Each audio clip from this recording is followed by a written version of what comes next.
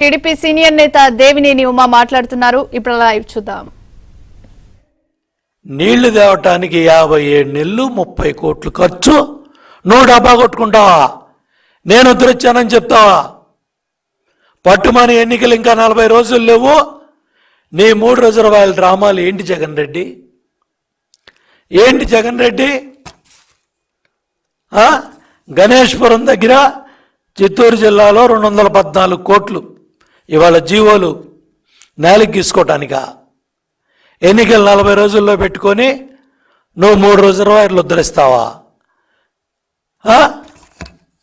Palar reservoir మీద గణేష్పురం వద్ద 214 కోట్లతో రిజర్వాయర్ ఉద్ధరిస్తానని చెప్తున్నావు. ఎప్పుడన్నా ఎక్కడన్నా సుప్రీంకోర్టులో ఉన్న కేసులను పట్టించుకున్నావా?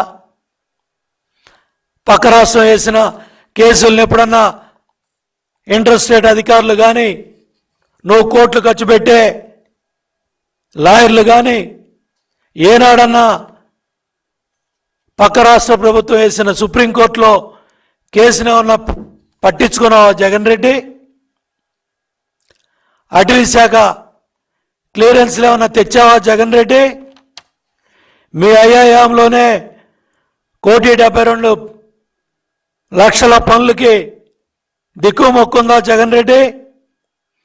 ఇవాళ ఎన్నికలను దృష్టిలో పెట్టుకొని 23వ తారీఖు జీవో తెచ్చి 5వ తారీఖు ప్రోగ్రాంని 26వ తారీఖుకి మార్చి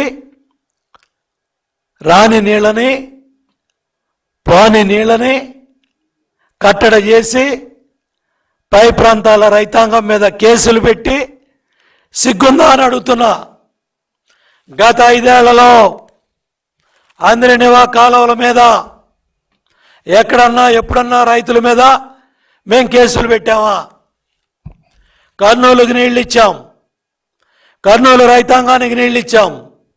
కర్నూలు జిల్లాలో ఉమ్మడి కర్నూలు జిల్లాలో రిజర్వాయర్లకి కాలువలకి చెరువులకి నీళ్ళు ఇచ్చి అనంతపురం జిల్లాకి నీళ్లు తీసుకెళ్ళాం.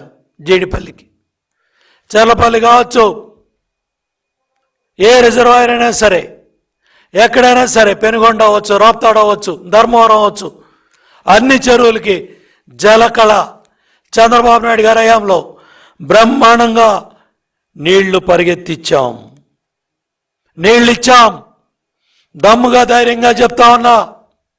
నీలాగా పోలీసులను పెట్టి మోటార్లు పీకేసి కాలువలకి చెరువులకి నీళ్ళు వెళ్లకుండా కట్టడి చేసి ఇవాళ నువ్వు నీళ్ళు ఎత్తిపోయటానికి ఇన్ని అష్టకష్టాలు పడి ముఖ్యమంత్రి 5వ తారీఖు పర్యటన. ఎందుకంటే నువ్వు తెచ్చిన నీళ్లు కాలువల్లోనే ఇంకిపోయాయి.